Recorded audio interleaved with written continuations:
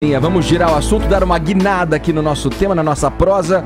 Agora vamos falar de segurança pública. A taxa de mortes violentas intencionais no país bateu o recorde no ano passado. Caio, vamos lá, quais são os números? Bom, o anuário do Fórum Brasileiro de Segurança Pública foi divulgado, como você trouxe. Os números tiveram um aumento, sobretudo... Deixa eu corrigir aqui, vai bater o recorde. Né? Recorde ou recorde, acho que tanto faz, mas enfim, isso pouco importa. O que importa é que a violência está crescendo, isso não é novidade para ninguém, mas quando a gente vê escancarados os números, assusta. Vamos destacar o estado do Rio de Janeiro, que foi onde chamou mais a atenção e ganhou destaque na imprensa. Ontem foi publicado, hoje também ainda está sendo bastante repercutido. No estado do Rio de Janeiro, a comparação entre 2017, que são os números divulgados agora, com relação a 2016, cresceram de 6.262 casos de violência, de morte violenta.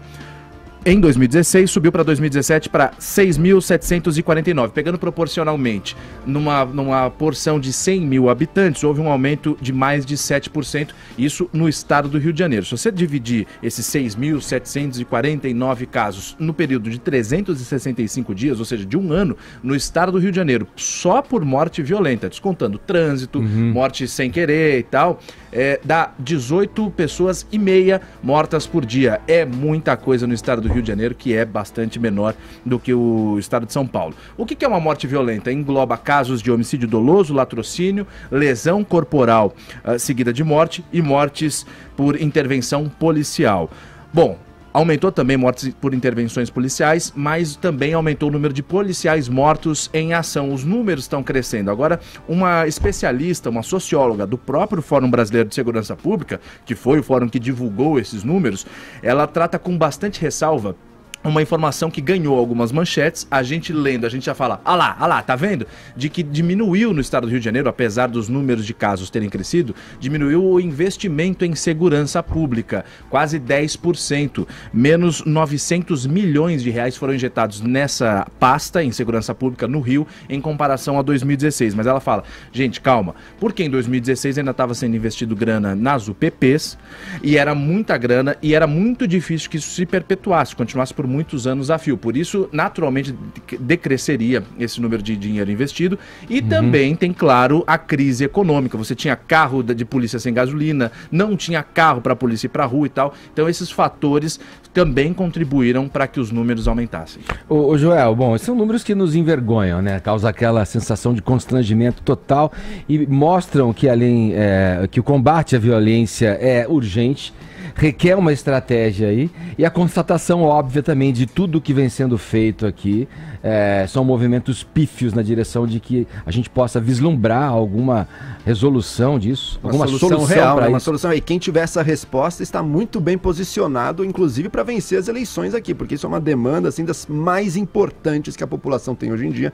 Esses números de homicídio assim são uma coisa vergonhosa para o nosso país.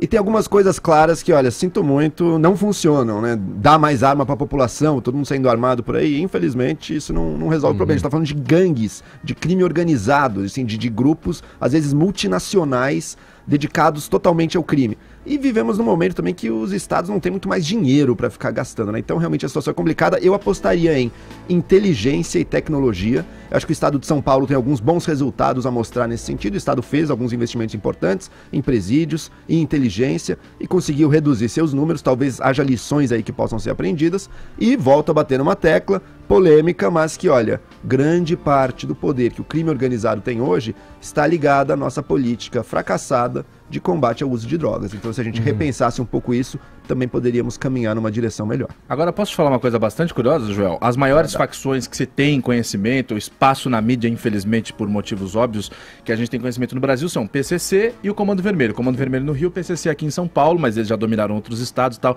Agora, curiosamente, os jornais destacaram a violência no estado do Rio, só que São Paulo e Rio de Janeiro, pasmem, estão entre os estados mais seguros. Os mais violentos estão no Nordeste.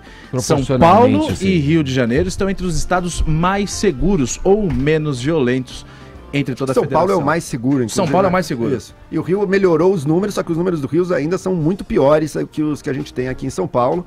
E, enfim, mas a gente está vivendo a guerra das facções do crime, né? Isso produz mortes, isso produz morticínios generalizados que também transbordam para a população normal. Não é só bandido morrendo, não. Tem muita gente inocente aí sendo alvo do crime, morrendo. Algo precisa ser feito urgentemente. Eu aposto nesses dois caminhos aí. Investimento com inteligência. E me vem sempre em mente assim a questão que a gente não entende, o brasileiro comum, aos quais eu me incluo.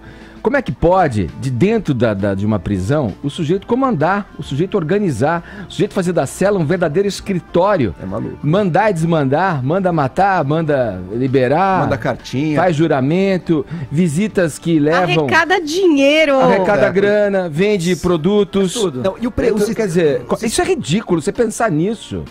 É o caos do nosso sistema carcerário, né? Que tá super lotado, que não consegue impor uma regra lá dentro. Por isso, muita gente pensa, não, mas prisão, vamos só pensar na ressocialização ou vamos só pensar em medidas educativas. Não, prisão é importante. E o investimento em prisão hoje em dia é inclusive um investimento em direitos humanos também. Porque a situação lá dentro é monstruosa e isso aumenta o poder das facções. Porque se o preso não tem o direito que comer, não tem onde dormir, não tem a menor condição, quem que ele vai se aliar? Vai se aliar quem pode dar algum suporte a ele. Quem faz isso? As facções. Os poderes paralelos aí, né?